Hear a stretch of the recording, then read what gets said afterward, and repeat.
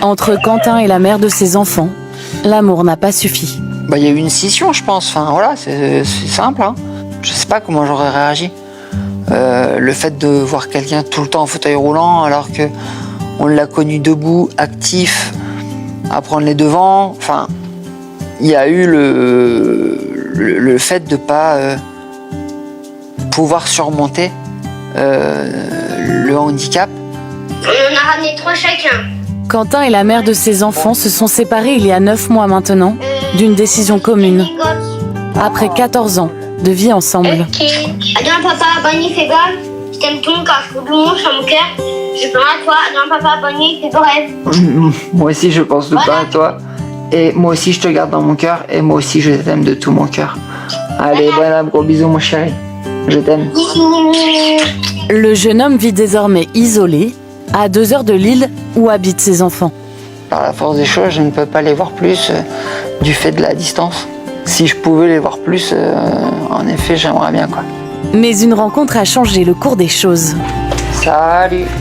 Lali, 27 ans. Cette super active, originaire de la région, partage désormais la vie de Quentin. Ils sont tombés amoureux ici, à Calvé. Lali connaît bien le centre.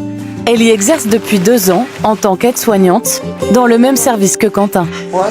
Le couple a très rapidement informé le centre de son idylle. La direction s'est réunie et a fini par approuver leur relation après un comité d'éthique. Mais à une condition, Lali ne s'occupe plus de Quentin, ici à Calvé. À tout à l'heure. Attention, à toi. Ça va aller. Attends, tu me roules sur le pied. C'est bon, c'est bon. Quentin a le droit à une permission un week-end sur 2. Aujourd'hui, il en profite pour passer du temps chez Lali, qui vit à 10 minutes du centre. Mais pour s'éviter le voyage en ambulance, il s'y rend directement en fauteuil. Même si les trottoirs sont de bonne qualité ici dans cette rue, je préfère quand même emprunter la route parce qu'il y a des bosses tout le temps. Et la route est beaucoup plus plate. C'est un peu plus dangereux, mais les gens qui vivent ici, pour la plupart, là, le samedi, le matin comme ça, c'est des locaux, donc ils sont habitués à avoir des fauteuils sur la route. Donc en général, ils savent, ils prennent leur distance. Quentin, comme à son habitude, garde sa bonne humeur. Et l'avantage, c'est que là, j'ai une piste cyclable. Donc au moins, je ne gêne personne. Lali et Quentin se fréquentent depuis 7 mois désormais. Normalement, ça passe. Ça passe. Entre eux, la connexion s'est faite naturellement. Entre guillemets, je me battais pour lui donner le repas, pour aller le recoucher. Enfin, et souvent, je t'appelle mon petit soleil parce que voilà, tu transmets cette joie de vivre. Elle m'a dit, je vais partir courir.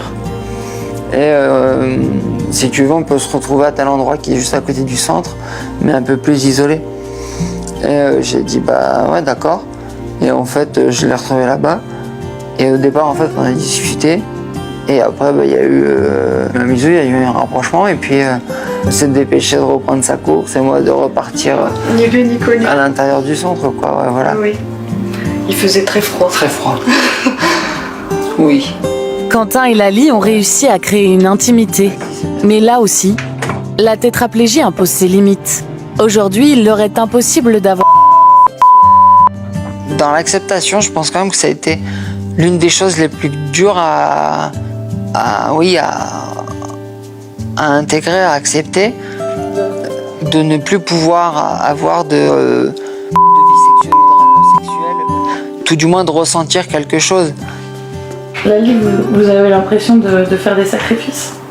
Le handicap, il disparaît et c'est l'amour qui prend le dessus et je n'ai pas peur de l'avenir, quoi, autour de son handicap.